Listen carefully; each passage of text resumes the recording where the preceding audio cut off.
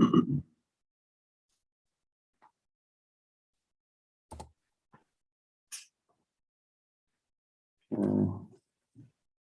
that's wrong. All right. Last thing I need to do is read through our hearing script. This basically just covers the procedure for the hearing. And then we'll jump right into the presentation of the applicant's case. So this is the, excuse me, October 13th, 2021 session of the zoning hearing examiner docket. My name is David Sturkey. I'm the zoning hearing examiner for the city of Cincinnati, and I'll preside over this hearing. Case before us today is case number ZH20210144. The purpose of this hearing is to allow applicants and opposing parties to testify and offer and refute evidence and testimony. This hearing will follow the rules found in the zoning code and supplemental rules of the zoning hearing examiner. All testimony and evidence that an applicant or any opposing party wishes to offer must be presented at this hearing, unless a party has submitted evidence or testimony in the form of writing prior to this hearing. The hearing will proceed as follows. The applicant's attorney, or the applicant's agent will first present the applicant's case. If there were anyone here from the public, they would have an opportunity to speak after the applicant had presented its case. I'll give our zoning plans examiner, Trey Sheldon, an opportunity to testify if he would like. In the event any party testifies or offers argument in opposition to an application, the applicant will have an opportunity to rebut that testimony and or argument offered in opposition. And finally, the applicant will be able to make a closing statement. So for our purposes here today, I'll just, however you all want oriented, to sort of tell me about the project and why it's appropriate. One or all of you can speak, and I'll let you guys choose in what order you'd like to go. After all presentations have been made, I will close the hearing. Decisions may be expected within 2 weeks. I may limit or exclude any testimony that I deem irrelevant or outside the scope of the application being considered. I may limit any I may interrupt any speaker to ask questions or to make any comments. I may also refuse to consider hearsay testimony or documents. This generally means evidence you'd like to introduce that consists of statements made by someone who's not present at the hearing. In the event of any technical difficulties, we'll do our best to troubleshoot those on the fly. Looks like we already lost Beverly. So again, we'll do our best to troubleshoot any issues, but to the extent there's some problem that prevents us from meaningfully going forward with the hearing, I may continue or postpone this hearing at my discretion. Okay, last thing I need to do is just swear in all of our witnesses. So if you intend on providing any testimony here today, making any comments, asking any questions, doing anything other than just strictly observing, then you need to be sworn in. So if that is you, you could make sure you're off mute and raise your right hand. Do you solemnly swear the testimony you shall give will be the truth, the whole truth, and nothing but the truth? I do. I do. Okay, great. So who would like to take the lead for us here today? I can, and just to note, I just get a text from Beverly saying her power went out. So there's a boom bust in her location. So I think she's trying to get on as she can. So just want to acknowledge that. Okay. Would you like to wait for her, or do you? Let me see if I can understand. Don't know how much charge. I think she's conscious of how much computer charge she has. So I think unfortunately we should probably proceed. Carl, maybe you can add in anything from an architectural perspective as needed. But I can. I'm sorry. Go ahead. Well, also I've David, I've worked pretty extensively with everyone involved here over a period of many months to get this project, so I'm pretty darn aware of the scope of things. So if there's anything I can supplement for Ms. Baker, I can certainly do so. Yeah, it's totally at the discretion of the owners and applicants. We have an hour reserved, so if you want to wait, we can. If you want to go forward, we can do that, and I can bring Beverly in when she comes back. Yeah, I'd like to proceed forward if that's okay with Wes. That sound good? Sounds good. Okay. Well, I'll start and thank you for having us here this morning. And I think actually Trey had a nice segue. We have been working many months on this project, and I think even as the record reflects, we have come to this zoning board previously with a previous iteration of what we wanted to do with our home site to really accommodate our young and growing family. But this iteration is an opportunity for us to really move our building, our home into the proper building envelope. Right now, it is extensively outside the building envelope. And because of the runoff and the way it's situated in our lot, which is at least from my perspective, an oddly configured lot, we really think this will help accommodate the nuances of the building envelope, fitting our square footage within it, to the extent raising the I guess I'll say the elevation, so that we are working with how the rain runoff is. I think our structural or geotechnical engineers have really, and our architects have been really thoughtful about how and where our building will be situated. The other thing I note is that because we will be shifting our home site away from our closest neighbor, I think that creates some added value for our street. It really keeps our home in context of the other homes in the street, and the design does that as well. We are surrounded on several sides of densely wooded areas in the hillside, so I don't think anything that we're asking for in this relief hearing compromises that. And that's where I'll start the conversation. Wes, is there anything to add to that? Nothing to add. We have our team here just to introduce as you've identified them. Carl Baker has been working with us for some months and has brought in Beverly to really, again, think about how to best use the building envelope that has been calculated. Steve and Chris Amont have helped us look at the kind of the current conditions of our hillside and our lot topography to really make sure we're going to have a structurally sound, and I'll say, integrates well into the way the slope and the topography of our lot is. Trey has been an extremely valuable addition to help us navigate and understand how best we can position this. So I want to thank everyone for their time and helping us be as thoughtful to the intent of our design, but also really thoughtful to the intent of the intentions of the Hillside District and City of Cincinnati. Are there questions that we can answer for you, Mr. Sturkey, or how else would you like us to add to the conversation? So generally, what I hear about is just sort of some background on the project, an overview of what the project is, and then why each one of the particular requests for relief you believe is appropriate for the property and for the project. Okay, so this is a new home build. We will be eliminating our current footprint extensively, or completely rather, building into the building envelope, like I mentioned. I believe our application has 4 small requests for zoning relief, and those are in our rear open porch. There is sorry, we need to go to the details so I make sure I speak to it accurately. Because they're small, 4 small extensions of exceeding the building envelope. One, I'll start in the front rather. The one is the front porch, and that would exceed the building envelope by 4 front to the, and it's only the front porch area. The second request is to accommodate the usable outdoor space in the rear of the home. So we have a rear deck, an open rear deck that exceeds the building envelope by 2¼ feet. Our third request is to accommodate the alignment of a driveway in the east of our home.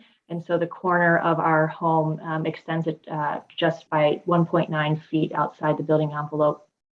Again, that's allowing us to create most distance between our neighbor to the west, 28 Weebetook there. And then the fourth final is an accommodation for height proportions to match the proportion of the width of the home. And that's on our property sites. There's a request for no front height variance, but a rear height variance of 1 foot. Okay, great. I see in Trey's staff report, there's also a request for excavation and fill that exceeds. Oh, That's correct. thank you for adding that. But yeah, but again, I don't think what we're doing here is building more forward in the property, as you see it on the site plan, versus doing anything to disturb the rear of the property. And if I may, I'm sorry, if I may add, Sure. the overage is cumulative, I believe. So we really won't have, I mean, we do have a 9-foot basement, but we're up out of the ground a little bit with that. But from front to back of the development, there is a cumulative of greater than 8 feet. What's the largest single cut? I think it's 7 feet unofficially, but we do have a fill at the back of approximately 8 feet, 7.5 to 8 feet at the easternmost rear corner. And that will be supported on drilled piers. And David, that's the reason that the cumulative excavation is 16. Is it's split almost down the middle between the additional cut up in the northwest corner of the house where the dwelling will be, and then as Mr.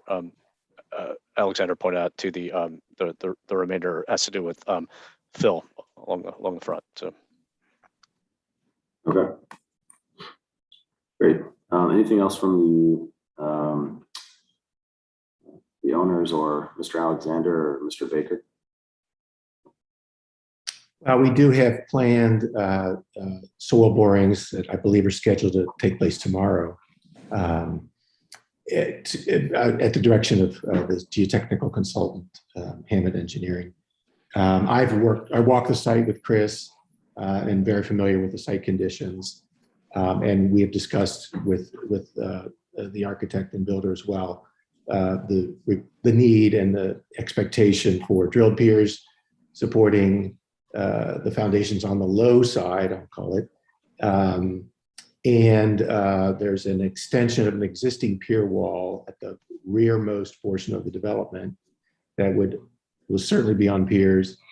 And then at the west side of the development where the new drive cuts down a little bit, we expect most likely a pier style wall to maintain the existing stone wall on the neighbor's property. Okay. And did you, Ms. Goebel, did you mention that there was some sort of drainage or structural issue with the other home that was not a structural issue, no, but it's just the way that our house currently sits down in the lot. So I was just commenting on the natural rainwater progression. So the plans suggest that we are going to be lifting the home up higher, so it will create a more flat front yard. Right now. David, if you were to look at my staff report, I have figure 2 in there. I did an aerial that will show you how close their current dwelling is to the property at 28 Weebetook, and then basically the drainage, everything goes off to the in the opposite direction, to the southeast. The property's kind of canted that way, and so this will really shift the house further to the southeast, and that's why that wall's necessary up there to stabilize the because they're taking the house away from that close proximity to the property line over there, and in so doing, you need to support that that hill laterally, the existing stone wall that's there, and it also enables them to put a driveway in there, so that right now I've been to the house to the site twice with Mr. Baker and Mr. Goebel, and the driveway is pretty tight right now. It doesn't look it maybe from the aerials, but for one person, the parking's in the rear, supported by a very large retaining wall that's remaining. So really, they're kind of nesting this thing into a terrace that has already existed with a huge, really thick retaining wall. The structural engineers came out and looked at that wall, and it's in good shape, and so it's not being disturbed. And again, in my figure 2, my aerial, you'll see that it's basically the curve of the driveway there and back is supported by that really large existing retaining wall that's not being moved at all. But this will, I think, alleviate any kind of stormwater issues. It'll bring the house much more into the building envelope, which is currently out, by like 20 feet over by, and not even compliant with base zoning setbacks. It's basically smack dab on the property line over there. And at the same time, it'll also take care of the parking issue, which makes it so that, if Mr. Goebel's trying to leave, he has to come around the blind side of the house and somebody else is coming in the driveway, then you kind of, something has to give. So I think this will, as a practical matter, help any kind of congestion issue or something, or with cars coming and going. It makes a lot of sense. And the only other remaining thing I wanted to point out about the other projections from the building envelope are relatively modest compared to what you normally or haven't had before you. Here, I wanted to note that the cantilever, the deck that Mrs. Goebel mentioned was projecting into the rear setback. If it's trying to match up with a porch that's there, in width. And so it's a little longer than 2/3 or the 1/3 the length of the building. And the zoning code normally allows something if it's 1/3 or less the width of the building, it can project up to 6 feet into the setback as a allowable building projection in section 1421 general site standards. However, because it's a foot or two wider than that, I couldn't give it that exception. But the reality is this deck could be, the cantilevered balcony could be much larger into the building envelope. If it was, I hope that makes sense. If it was only a foot or two narrower, it would be less than 1/3 building wall, less than 1/3 the width of the building wall, and they could go up to 6 feet instead of 2 feet. So it's, even though it needed relief, it's actually a less substantial ask. I hope that makes sense. Sense to me. Okay. Mr. Goebel, were you trying to get in there? I was just going to add some clarity around the drainage comment. The way the house sits, there is a front yard that slopes down towards the house. And when you combine the conduit that's created from the utility boxes up at the street level, there has been, since the early 1940s, just an accumulation of water and moisture that I'm sure has caused some damage in the basement, and we can smell the mold. We can, during heavy rains, we can get water in the basement. And I'm not sure, because of gravity and pressure, I'm not sure if there's any perfect solution with the current configuration. And so the positioning of the new house, proposed new house build would correct that meaningfully.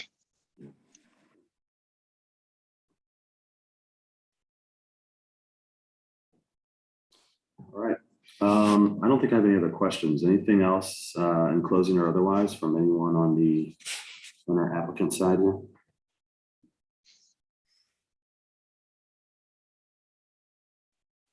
Okay, great. All right, we'll leave it at that then. Thanks, everyone. Give me just a week or two to finish reviewing the documents and get a decision out to you guys. If you guys like an update on the status of that decision or have any questions in the meantime, feel free to reach out to myself or Trey, and I'll get back to you as soon as possible and let you know where I'm at. Any questions right now? Okay. Thank you. David, I did want to last thing I did want to confirm. I only received one question from a neighbor, the neighbor to the right of them, and I left it. We kind of played phone tag, and I left a very detailed message explaining that these were only minimal requests for relief. Most of them just for porches for egress, and 1 foot here, 2 feet there, and so on. So I did not receive a call back after that from last week. So they must have been satisfied with their answer. Okay. Thank you for getting back to them. You're welcome. All right. Thank you all very much for your time, your testimony this morning. Like I said, if you have any questions, please feel free to reach out. I think that's it. Have a wonderful day. We are adjourned. Thank you very much.